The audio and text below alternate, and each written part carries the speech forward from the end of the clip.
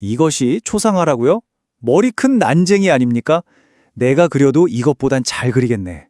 자, 방금 들으신 이 지독한 악플, 1889년 파리의 한 전시회에서 한 무명 화가에게 쏟아진 실제 비평입니다.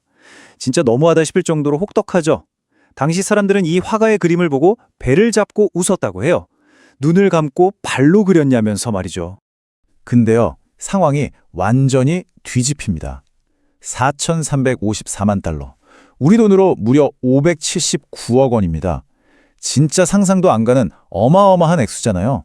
놀랍게도 이 숫자가 아까 그토록 조롱받던 화가의 풍경화 플라멩코가 최근 경매에서 기록한 낙찰가입니다. 아니 도대체 그 사이에 무슨 일이 있었던 걸까요? 어떻게 그 발로 그린 그림 취급을 받던 끔찍한 작품이 수백억 원짜리 명작으로 탈바꿈할 수 있었을까요? 자, 오늘 우리가 깊게 파헤쳐볼 인물, 바로 미술사에서 가장 위대하고 또 가장 늦게 피어난 진정한 언더독, 앙리 루소입니다. 조롱받던 말단 세관원에서 초현실주의의 아버지가 되기까지 그 흥미진진한 삶과 작품 세계에 대한 해설, 지금 바로 시작합니다. 첫 번째, 조롱받는 일요화가 뜻밖의 시작입니다. 루소의 가혹했던 진짜 현실 속으로 먼저 들어가 보시죠. 루소의 인생 궤적을 쓱 훑어보면요, 시작부터가 가시밭길 그 자체였습니다. 1844년 극빈층에서 태어나서 제대로 된 미술 교육은 아예 꿈도 못 꿨고요. 군대에 다녀온 다음에는 그저 생계를 잇기 바빴거든요. 근데 여기서 우리가 주목해야 할 포인트는 그가 40살쯤, 그러니까 불혹의 나이가 다 되어서야 처음 붓을 잡았다는 거예요. 그리고 49세가 되어서야 은퇴를 하고 전업 화가 선언을 합니다. 진짜 엄청 늦은 나이에 말 그대로 인생의 후반전에 자신의 진짜 열정을 불태우기 시작한 거죠. 그가 그림을 막 시작했을 무렵의 현실은 솔직히 말해서 지옥에 가까웠어요. 파리 세관에서 주 70시간씩 통행세를 걷는 아주 고된 말단 공무원 생활을 했거든요. 게다가 극심함 속에서 아내와 내 아이를 병으로 잃는 뼈아픈 비극까지 겪습니다. 당장 먹고 살아야 하니까 길거리에서 바이올린을 켜고 푼돈을 받으며 과외까지 해야 했죠. 그런 처절한 상황에서도 쉬는 날이면 어김없이 그림을 그렸는데 세상은 그를 그저 발로 그리는 일요화가라면서 잔인하게 깎아내리기만 했습니다. 여기서 약간 우프다고 해야 할까요? 아주 흥미로운 일화가 하나 있어요. 어느 날 동명인에게 가야 할 학술훈장이 행정착오로 루소에게 잘못 배달된 적이 있었습니다.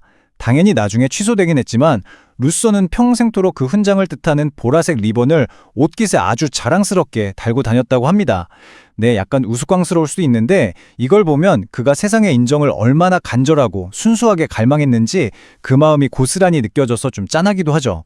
두 번째 섹션, 정주하는 여행자. 마음속의 정글입니다. 그를 세계적인 거장으로 만들어준 그 유명한 이국적인 정글 배경, 그 진짜 비밀을 파헤쳐 볼게요. 루소는 종종 사람들한테 허풍을 쳤어요. 자기가 군대 시절에 멕시코에 파병을 가서 맹수들이 득실거리는 진짜 야생 정글을 누비고 왔다고 말이죠. 근데 진실이 뭐였을까요?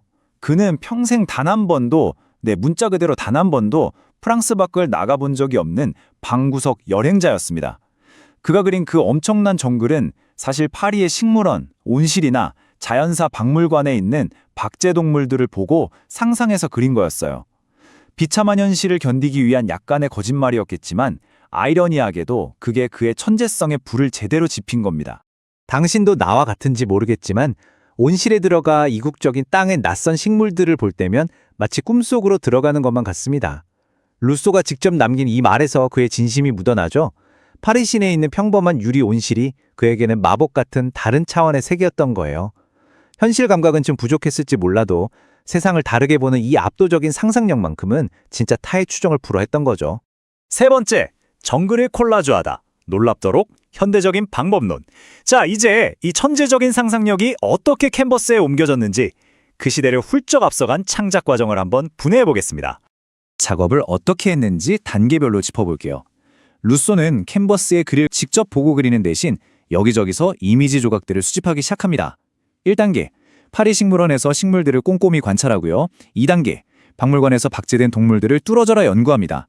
3단계로는 당시에 유행하던 야수들 같은 대중잡지 사파를 베꼈어요. 그리고 마지막으로 윤곽을 확대해주는 기구인 펜터그래프를 써서 그 이미지들을 캔버스에 좀 어설프게 짜깁게 했죠. 사실 이 방식 가만히 생각해보면 피카소의 파피에 콜레나 현대미술의 콜라주 기법을 완벽하게 예견한 진짜 어마어마하게 앞서간 선구자적 방식이었던 겁니다. 그렇게 뚝딱뚝딱 만들어진 정글은 시간이 가면서 엄청나게 진화합니다.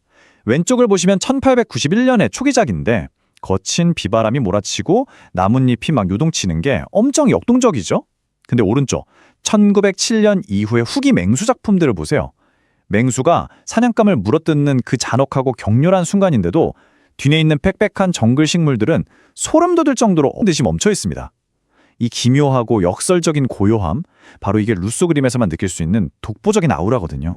네 번째, 퍼즐과 숨겨진 의미, 모호함의 분석. 자, 이제 탐정이 된 것처럼 루소의 걸작들을 아주 꼼꼼히 뜯어보면서 그 안에 숨겨진 진짜 의미들을 찾아보겠습니다. 먼저 볼 작품은 1891년작 열대 폭풍우 속의 호랑이, 부제로는 놀랐지! 라고 불리는 그림입니다. 루소가 처음으로 정글이라는 주제에 도전해서 세상의 주목을 받았던 바로 그 작품인데요. 자, 화면 속 호랑이의 표정에 한번 딱 집중해 보시겠어요? 여러분 눈에는 이 호랑이가 어떻게 보이시나요? 당장이라도 사냥감을 덮칠 듯 사납고 포식자처럼 보이시나요? 아니면 번쩍하는 천둥번개에 깜짝 놀라서 그대로 얼어붙은 것처럼 보이시나요? 이게 런던 테이트 모던 미술관 전시에서도 똑같이 던졌던 질문인데요. 루소는 이렇게 감정을 딱 잘라 말할 수 없게 아주 의도적으로 모호함을 남겨뒀어요. 덕분에 우리 같은 관객들은 그림 앞에서 끊임없이 상상의 나래를 펼치게 되는 거죠. 다음 작품으로 넘어가 볼게요. 1906년작 유쾌한 광대들입니다. 한눈에 봐도 뭔가 좀 귀괴하면서도 평평한 연극 무대 세트장 같지 않나요? 여기서 가장 시선을 끄는 건 역시 저 원숭이들입니다. 가만히 보세요. 한 녀석은 등글개를 들고 있고 다른 녀석은 우유병을 쥐고 있어요. 자세도 동물이라기보단 거의 사람에 가깝죠. 루소는 야생동물한테 사람 같은 인격적 특성을 쓱 입혀놓고 심지어 유럽에서 흔히 보는 식물들이랑 탈이 온실에 이국적인 식물들을 한 화면에 막 뒤섞어버렸어요. 이 말도 안 되는 어색한 부조화 속에서 그 누구도 흉내낼 수 없는 완벽한 초현실주의가 탄생한 겁니다. 자, 마지막 5번째 섹션. 초현실주의의 아버지, 궁극적인 인정입니다. 평생을 비웃음 속에 살았던 언더독이 드디어 마침내 당대 최고의 아방가르드 예술가들에게 인정받는 그 짜릿한 클라이맥스입니다. 1910년 루소는 가로너비만 무려 3m에 달하는 자신의 모든 걸 쏟아부은 대작 꿈을 세상에 공개합니다. 신비롭고 최면에 걸릴 것 같은 정글 한가운데 붉은 소파가 덩그러니 있고 거기에 자신의 옛 연인 야드비가가 누워있죠. 이 압도적이고 환상적인 마스터피스는 그때까지도 그를 끈질기게 괴롭히던 비평가들의 입을 영원히 다물게 만들어버렸습니다. 당대의 오피니언 리더라 할 수 있었던 저명한 시인이자 평론가 기욤 아폴리네르는 이 그림을 보고 이렇게 극찬했어요. 이곳엔 의심할 여지 없이 아름다움이 분출하고 있다. 올해는 아무도 비웃지 못할 것이다. 맞습니다. 드디어 예술계의 거물들이 루소의 편에 서서 앞장서서 그를 방어해주고 위대한 화가로 인정하기 시작한 감격적인 순간이었죠. 그리고 이 에피소드 절대 빼놓을 수 없죠.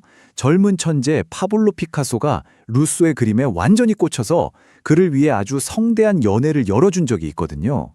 그때 루소가 피카소한테 당당하게 이렇게 말합니다. 우리는 이 시대의 가장 위대한 2명의 화가야. 자네는 이집트 양식에서 나는 현대 양식에서 말이지. 아니, 천재 피카소의 그림을 구닥다리 이집트 양식이라니 진짜 대단한 근자감, 아니 허세 아닙니까?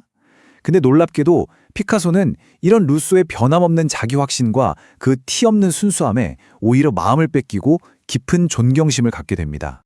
안타깝게도 루소는 이 빛나는 영광의 순간을 오래 누리지 못했어요. 같은 해인 1910년 다리 상처가 감염되면서 폐혈증으로 세상을 떠납니다. 심지어 의사한테 알코올 중독으로 오진을 받는 바람에 제대로 치료도 못 받은 비극적인 죽음이었죠. 하지만 그가 남긴 유산은 어마어마합니다. 오늘날 그는 초현실주의의 아버지로 역사에 기록되었고 피카소와 입체파를 넘어 팝아트까지 현대 미술 전반에 거대한 영향을 미쳤습니다. 그토록 무시당하던 말단 공무원이 자신을 향한 그 순전한 조롱을 579억 원이라는 천문학적 가치의 불멸의 유산으로 완벽하게 역전시킨 겁니다. 지금까지 오늘의 해설, 앙리 루소 편이었습니다. 남들이 뭐라 하든 세상이 어떻게 비웃든 끝까지 자신의 그림을 믿었던 그의 인생에서 우리는 과연 무엇을 배울 수 있을까요? 자, 그럼 마지막으로 여러분께 이 질문을 던지면서 오늘 해설을 마무리하겠습니다. 루소가 평생 정규 미술 교육을 받지 못했던 그 사실 말입니다. 과연 그건 그를 평생 올가맨 치명적인 약점이었을까요? 아니면 기존의 틀에 갇히지 않고 그 누구도 상상하지 못한 새로운 세계를 마음껏 발명해낼 수 있었던 가장 완벽한 자유의 원천이었을까요? 오늘 해설이 끝난 뒤에도 한 번쯤 곰곰이 생각해 보셨으면 좋겠습니다. 끝까지 함께해 주셔서 감사합니다.